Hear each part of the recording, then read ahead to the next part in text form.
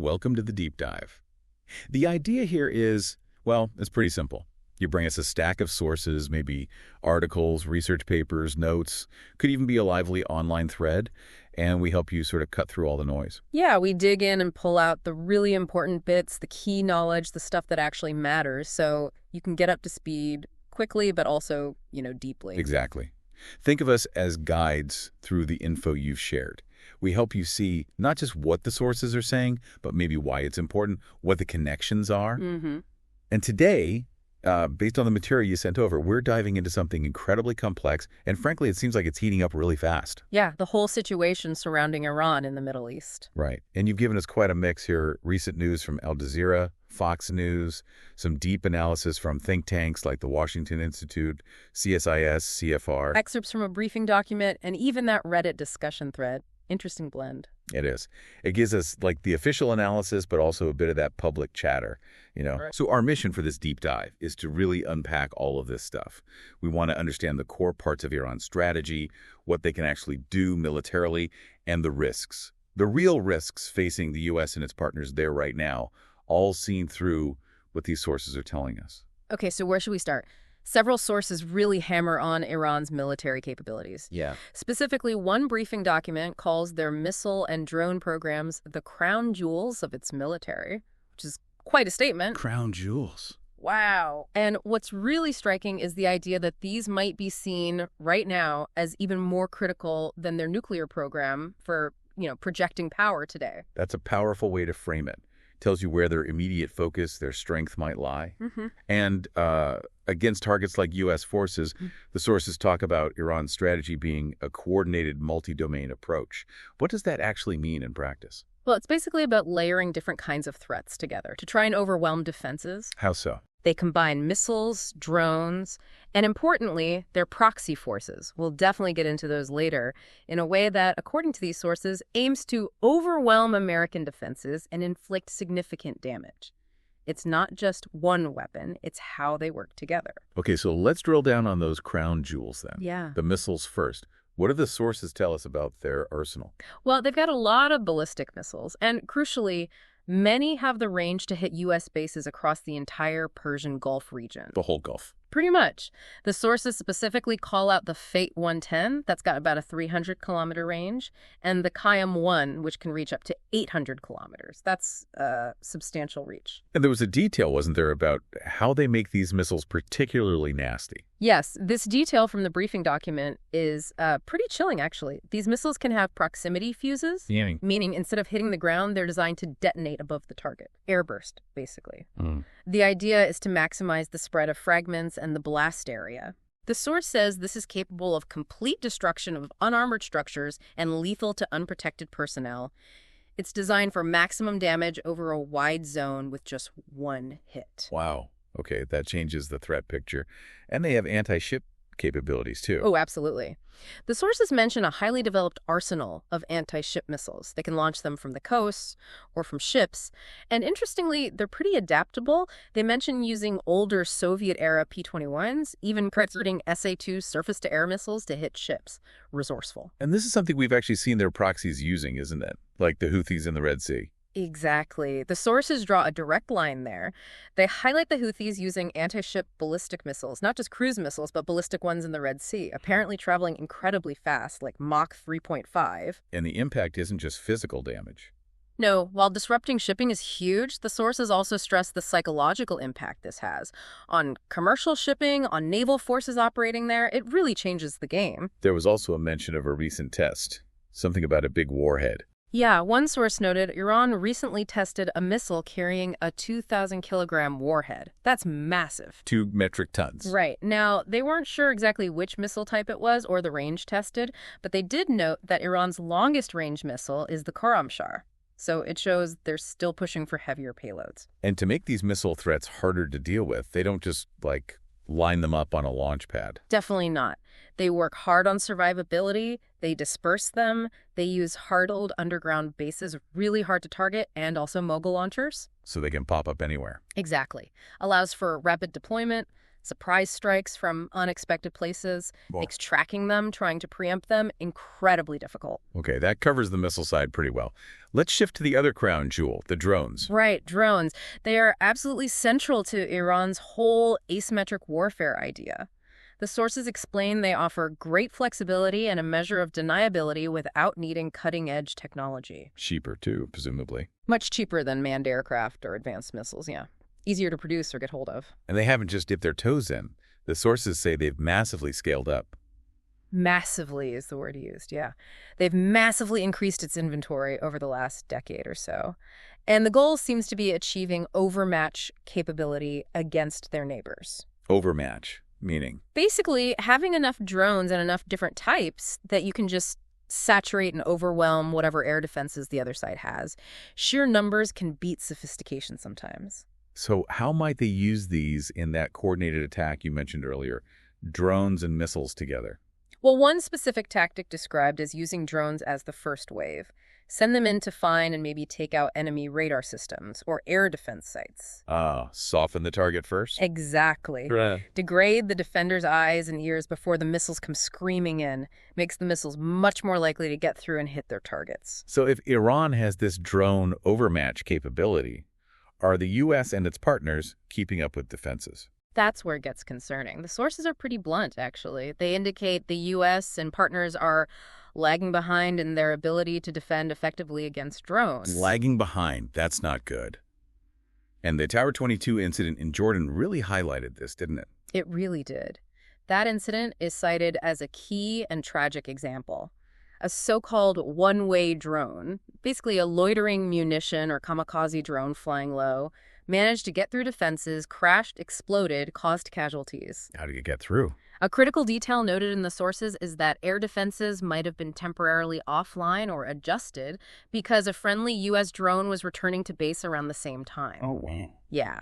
It just shows this worrisome challenge, especially from these smaller, maybe less sophisticated drones, things that can be bought commercially, easily modified. They can just slip under the radar, sometimes literally, of systems designed for bigger threats, like planes or missiles. Given how many they seem to have, figuring out where they get the parts seems pretty crucial. Absolutely. And groups like Conflict Armament Research, cited in the material you sent, have done a lot of digging on this. What's kind of surprising, or maybe disturbing, is how much they rely on Western components. Western? Like U.S. parts? Yeah. SAR documented over 500 different components in the Iranian drones they examined. And get this, over 80% were originally sourced from U.S. incorporated brands. 80%? Are these like old stockpiles? You'd think, but no. Many parts were surprisingly recent, manufactured between 2020 and 2021. So recent production. Right. And the sources note Iran is actively trying to muddy the waters here, trying to reduce the number of suppliers they use, hide where the parts come from, even physically defacing markings on components to make tracing harder. And they're not just assembling parts, they're improving the drones themselves. Yes, that's another key point. Looking at different drone variants over time shows, according to one source, a significant leap in engineering. They're getting better at designing and building them. This makes them more resilient to sanctions if they can make more parts themselves and more effective. Even if they use some off-the-shelf parts. Yeah, even with some commercially available stuff, which is notoriously hard to control, the overall design complexity and what one source called impressive quality control suggests their own production capabilities are maturing. So what's being done, or what can be done, about this supply chain leaking Western tech? Sanctions, export controls. Those are definitely tools in the toolbox. Multilateral export controls, sanctions. The sources say they can limit and constrain the program. But, and this is a big but, they're not seen as a silver bullet. Why not? Well, Iran has pretty mature state industries that can probably make some of this stuff now. Plus, they get help from universities, private companies for R&D, for procurement. They find ways around the restrictions. It's a constant cat-and-mouse game. So just having a list of forbidden items isn't quite enough. It seems not. The sources argue for the importance of field monitoring, actually grabbing down drones and seeing what parts are really being used right now so controls can adapt. They also suggest maybe focusing less on generic low-end electronics that are everywhere and more on targeting the really high-end specialized components. Like what? Things like sophisticated satellite data links, advanced miniature engines, maybe specific materials or tech needed for stealth, stuff that's harder to get or replicate. And what if parts aren't on a specific bad list, but are clearly ending up in military drones? That's where something called catch-all export controls come in. The idea is you control the export not based on what the item is, but on its intended end use. If it's clearly going into a military system, even if it's a common part, you can potentially block it. The sources point out many components Iran uses aren't currently on specific lists, so catch-alls are seen as necessary. Is there any particular bottleneck or weak point in the global supply chain that's helping Iran get these parts? Yes. China gets specifically called out. It's identified as a major problem in the indirect supply of Western components heading towards Iran. There are examples cited where parts found in Houthi drones traced back to Iran were discovered to have been routed or transited through companies or hubs in China. It acts as a sort of transshipment point, obscuring the final destination. Okay, let's shift gears slightly. The sources spend a lot of time talking about Iran's use of proxy forces. Groups like the Houthis in Yemen, militias in Iraq, they call them key enablers. That's a good term for it. They serve a really critical function for Tehran. They allow Iran to launch indirect attacks or stir instability across the region. Without getting their own hands dirty directly. Exactly, which leads to that crucial benefit, plausible deniability. And Iran's support for these groups isn't trivial. It's substantial. According to the sources, yeah. For groups like the Houthis, Iran is their primary benefactor. And it's not just cash. It includes security assistance, such as weapons transfers, training, and intelligence support, often delivered via the IRGC, the Islamic Revolutionary Guard Corps. Giving them better weapons than they normally have access to. Right. The sources say this support gives them more sophisticated weaponry, letting them punch above their weight, so to speak. And we've seen this playing out very dramatically in the Red Sea lately. The Red Sea is almost a textbook example of this proxy strategy in action right now. It's described as a critical maritime hub, obviously, and a vital choke point connecting the Suez Canal to the Bab al-Mandab Strait. Hugely important for global trade, especially oil. And with Iranian help, the Houthis can now disrupt it. That's what the sources state. With Iranian backing, the Houthis are able to project power into the Red Sea and Bab al-Mandab Strait. And they've been hitting ships there pretty consistently for months now. Yeah, since late 2023, they've been targeting ships they claim are linked to the U.S. or Israel. The sources mentioned a really staggering number, over 300 reported attacks or incidents involving ships between November 2023 and early June 2025. That's according to the material you provided. Over 300. Wow.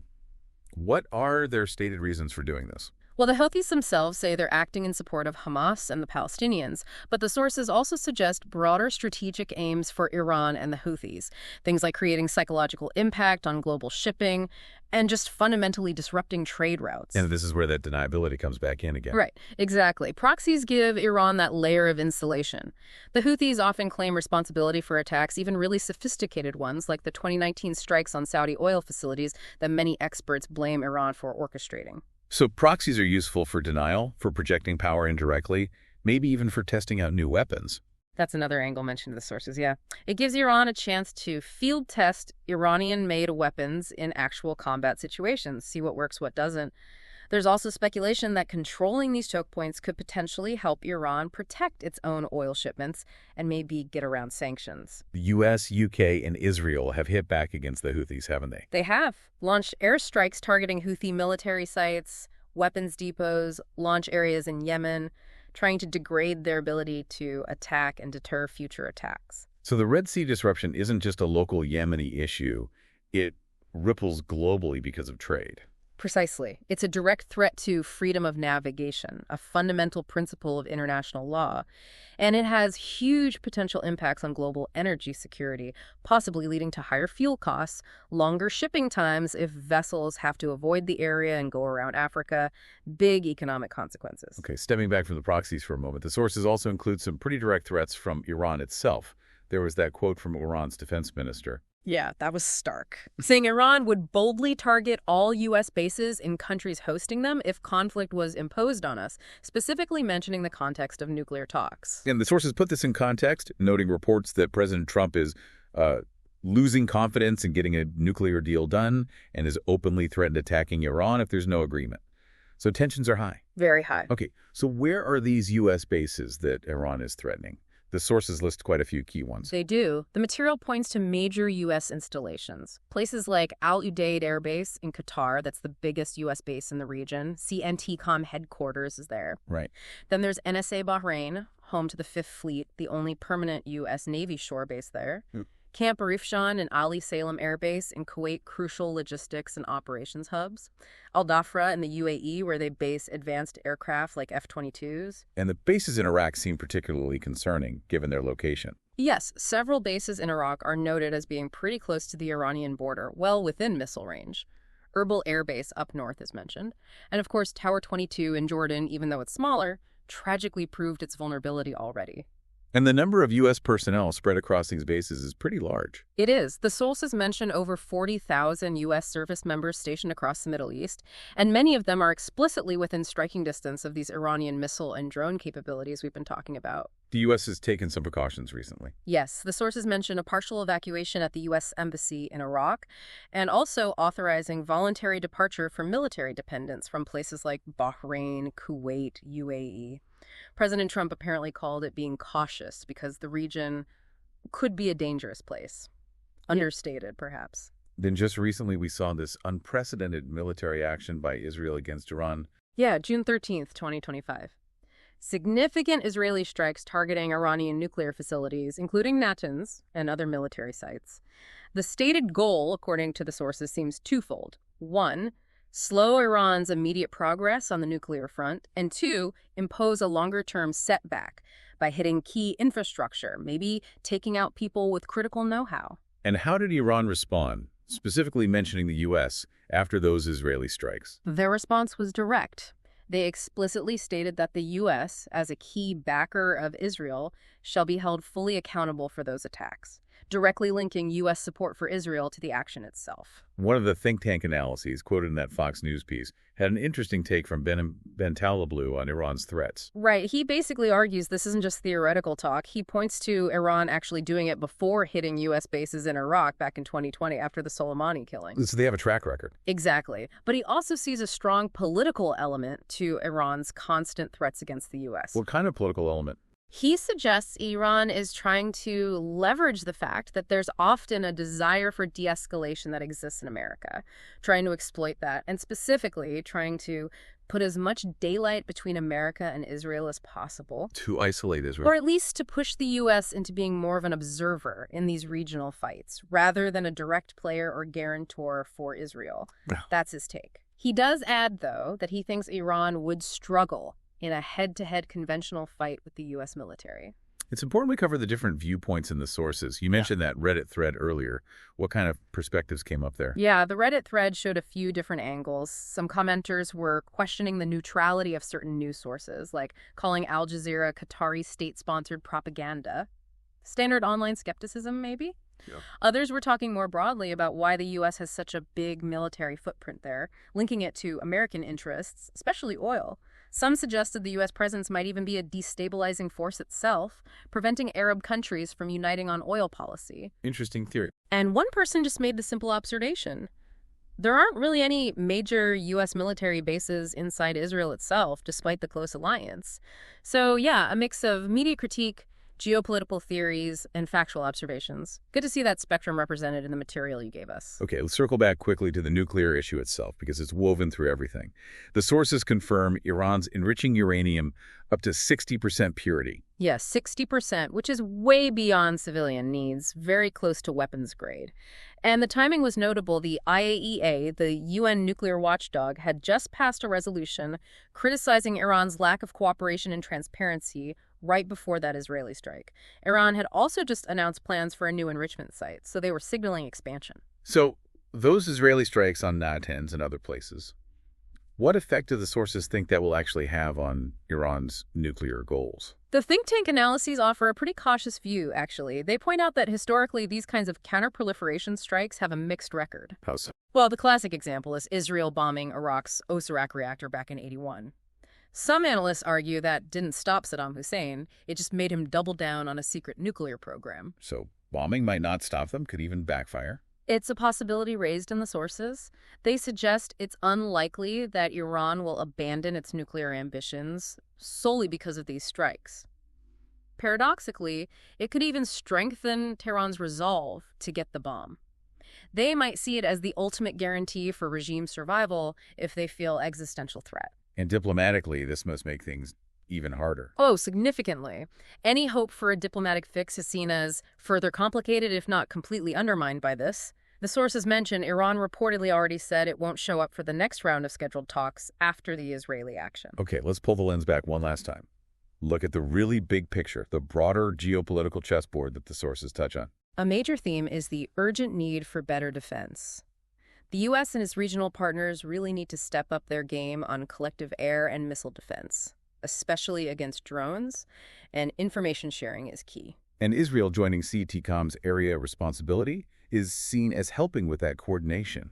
Yes, one source highlights that as a positive step towards better regional defense cooperation against shared threats like Iran. Because these drones are fundamentally changing things. They really are. They're challenging the kind of air supremacy the U.S. and its allies have pretty much taken for granted since World War II. Suddenly, cheaper, numerous drones make controlling the skies much more complex. And there was even a connection made to the war in Ukraine. Yeah, a concern raised is that Russia using Iranian drones in Ukraine is basically giving Iran free, real-world combat testing and feedback. This could help Iran further improve its drone tech and tactics based on battlefield performance. We touched on this earlier from the Reddit thread, but other sources also link the U.S. presence to American interests, especially oil. That perspective is definitely woven into the geopolitical context presented. The sources also paint a picture of shifting alliances and dynamics in the region. Things like the noted tensions in the U.S.-Saudi relationship, Saudi Arabia kind of playing its own game regarding Russia, Ukraine, and getting closer to China. Right. China even brokered that Saudi-Iran normalization deal. Exactly. So it's not just a U.S.-Iran dynamic. Other major powers are involved. Global events like the Ukraine war are shifting energy flows. China's demand for oil matters. It's all interconnected. And then there's the ultimate nightmare scenario, nuclear proliferation. Right. The fear of a proliferation cascade. If Iran does go for nukes, the sources warn it could push other regional powers, Saudi Arabia, maybe Turkey, Egypt, to follow suit, which would make the whole global nuclear order feel like it's at its weakest point since the early days of the Cold War. A really sobering thought. And all of this is playing out against what the sources call the backdrop of great power competition. Yeah, China and Russia aren't just sitting back. They're active players diplomatically, economically, militarily in the Middle East, adding yet another layer of complexity to this whole volatile situation. Okay, so wrapping this all together, based on this whole stack of sources you sent us, what are the absolute key implications, the main takeaways we should be holding on to? I think the sources consistently point to a few critical things. One, a really heightened risk of direct conflict, of escalation involving Iran, the U.S., Israel. Two, the demonstrated vulnerability of U.S. bases and people to Iran's current capabilities, especially missiles and drones. Three, the ongoing challenge of Iran's proxy warfare and that deniability factor. Right. Four, real uncertainty about where Iran's nuclear program goes next, maybe even increased resolve after the strikes. Five, an urgent, pressing need for the U.S. and its partners to bolster defenses, particularly against drones. And finally, six, a diplomatic path that looks pretty stalled right now, which unfortunately increases the odds of military options being considered, leading to more instability. It's just incredibly clear from digging into these sources how complex and tangled this all is. Yeah. You've got the military stuff, the nuclear questions, the proxies, the global politics, the oil. It's all connected. Yeah, a lot of moving parts, and the potential for miscalculation or things spiraling seems very real based on this material. Absolutely. So, considering everything we've unpacked, the history of strikes, the diplomatic roadblocks, the defensive gaps against things like drones and proxies, it really leaves you with a big question, doesn't it? What is the most realistic or maybe the most effective way forward for the U.S. and its partners to actually manage these rising tensions and risks with Iran right now? Is it just more pressure? Is it completely different diplomatic tracks? Is it focusing purely on defense? Or is it something else entirely that maybe these sources haven't fully captured?